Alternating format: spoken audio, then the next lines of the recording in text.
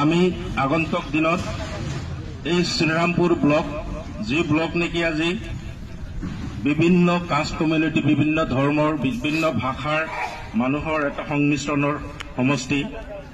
এই সমষ্টিত যাতে আমি খালি ৰাজনীতিয়ে নহয়, আমি সমাজক যাতে বলিষ্ঠভাৱে আমি নেতৃত্ব দিব পাৰোঁ, যাতে আমাৰ এই শ্ৰীৰামপুৰ সমষ্টিত প্ৰত্যেকটো নিষ্পেষিত মানুহক ৰাজনৈতিক মতাদৰ্শৰ ঊৰ্ধত গৈ আমাৰ প্ৰত্যেকজন নিষ্পেষিত দুখীয়া মানুহক যাতে আমি সিহঁতৰ প্ৰয়োজনত যাতে আমি সিহঁতৰ লগত চাপ দিব পাৰোঁ,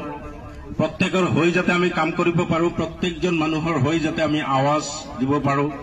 সেয়া আমাৰ চবতকৈ বেছি নৈতিক কৰ্তব্য থাকিব। আমি শ্ৰীৰামপুৰ ব্লক কমিটি হিচাপে, মই সভাপতি হিচাপে সকলোকে অনুৰোধ জনাম যাতে আমি ৰাজনৈতিক মতাদৰ্শক লৈ আমাৰ সমাজত কাৰো লগত যাতে আমি বেলেগ দলৰ মানুহৰ লগতো যাতে আমি কোনোদিনে ৰাজনৈতিক মতাদৰ্শ পাৰ্থক্য থাকিব বুলিয়ে আমি যাতে কাকো শত্ৰু জ্ঞান নকৰোঁ, সকলোকে যাতে আমি বন্ধু হিচাপে, নিজৰ ভাই, নিজৰ খুৰা, নিজৰ বাইদেউ সকলোকে যাতে নিজক কৰি লোৱাৰ কাৰণে আমি চেষ্টা কৰোঁ। এইখিনি আহ্বান